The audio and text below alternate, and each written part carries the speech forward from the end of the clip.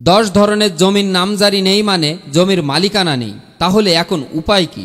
সম্প্রতি অ্যাডভোকেট মোহাম্মদ বেলায়েত হোসেন একটি ভিডিও বার্তায় জানান, এমন 10 ধরনের জমি আছে যেখানে নামজারি করা থাকলেও 2025 সাল থেকে সেগুলো বাতিল হয়ে যেতে পারে। তিনি সতর্ক করে বলেন, যদি আপনার জমি এই 10 শ্রেণীর মধ্যে পড়ে এবং আপনি নামজারি করে থাকেন, তবে এখনই সচেতন না হলে বড় ধরনের সমস্যায় পড়তে যাচ্ছেন।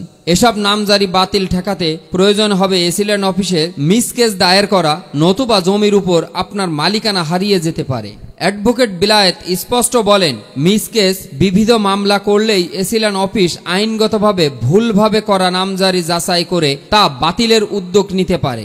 চলুন দেখে নেই সেই 10 ধরনের জমির নামজারির কথা, যেগুলো এখন বাতিল হওয়া ঝুঁকিতে রয়েছে। প্রথমত, কোনো জমির উপর যদি দেওয়ানি মামলা চলমান থাকে এবং সেই মামলা নিষ্পত্তি হওয়ার আগেই কেউ নামজারি করে নেন, তবে তা বাতিল হয়ে যাবে।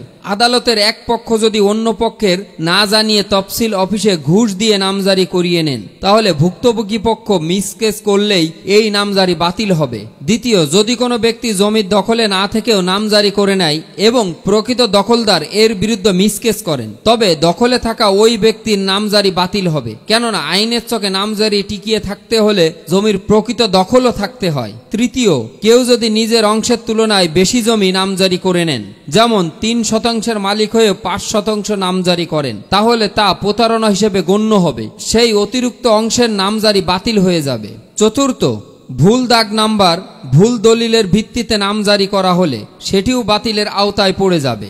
অনেকে ঘুষ দিয়ে ভুল তথ্য স্বাবলম্বী দলিল দেখিয়ে নামজারি করেন, কিন্তু পরবর্তীতে যাচাই বাছাইয়ে ভুল ধরা পড়লে এসিল্যান্ড অফিস সেই নামজারি বাতিল করে দিতে পারে।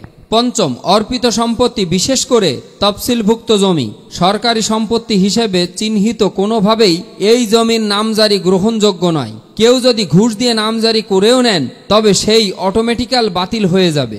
ষষ্ঠ, খাস জমি, যেমন 1 নম্বর খতিয়ানভুক্ত বা ডিসির অধীনে থাকা জমি সরকারের নিয়ন্ত্রণাধীন হওয়ায় এই জমির উপর নামজারি বৈধ নয়। রাষ্ট্রীয় অধিগ্রহণ ও প্রজাতন্ত্র আইনের বিভিন্ন ধারা অনুযায়ী এই জমি খাস হিসেবে গণ্য হয়, যা কেউ ব্যক্তিগতভাবে নামজারি করে নিতে পারবেন না। সপ্তম, সরকারি বা আধা সরকারি কোনো সংস্থা, যেমন রেলওয়ে, পানি উন্নয়ন বোর্ড, বিশ্ববিদ্যালয় বা অন্য কোনো প্রতিষ্ঠানের মালিকানাধীন সম্পত্তি, এই সব সংস্থার জমিরও নামজারি করা যাবে না। কেউ করে ফেললেও তা বাতিলযোগ্য। অষ্টম, রেকর্ডহীন জমি, অর্থাৎ যার এলডিটি বা সর্বশেষ ভূমি রেকর্ড নেই, সেই জমির নামজারি কোনোভাবেই বৈধ হবে না। এমনকি কেউ আগে নামজারি করে থাকলেও যদি কেউ মিসকেস করে, তাহলে তা বাতিল হয়ে যাবে।